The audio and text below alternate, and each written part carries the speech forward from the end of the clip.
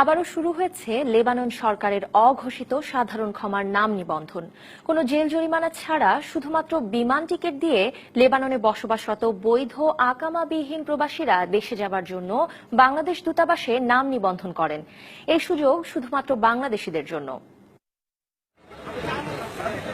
2016 দিকে শুরু হয় বাংলাদেশিদের জন্য দেশে ফেরার এই কর্মসূচি। সে সময় 2500-এরও বেশি প্রবাসী বাংলাদেশ দূতাবাসে নাম নিবন্ধন করেন। যদিও লেবানন সরকারের সংশ্লিষ্ট দপ্তর কথা দিয়েছিলেন প্রতি মাসে তারা 300 জনকে দেশে যাবার অনুমতি দিবে, কিন্তু বাংলাদেশি কর্মীদের পাসপোর্ট সংক্রান্ত জটিলতায় এবং লেবাননের আইনি জটিলতায় তাদের দেশে পাঠাতে দেরি হয়। এ পর্যন্ত এই কর্মসূচির প্রায় 2000 কর্মী দেশে গিয়েছেন। এই ধারাবাহিকতায় নতুন 1000 নাম নিবন্ধনের নোটিশ জারি করে বাংলাদেশ দূতাবাস। আর খবরটি লেবাননের সব জায়গায় ছড়িয়ে পড়লে বৈধ কাগজপত্রবিহীন কর্মীরা ছুটে আসেন বাংলাদেশ দূতাবাসে দরখাস্ত জমা দিতে।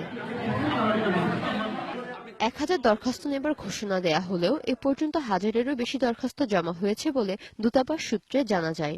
আগামী 9 জুন পর্যন্ত দরখাস্ত জমা হবে বলে নোটিশে উল্লেখ করা হয়। অন্যদিকে সোমবার ও মঙ্গলবার শত শত প্রবাসীদের উপস্থিতিতে হিমশিম খেয়ে যায় দূতাবাস।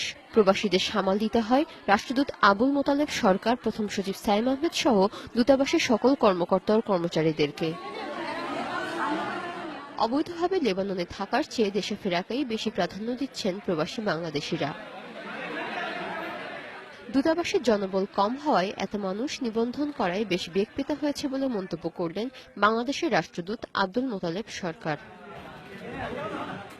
DBC news desk.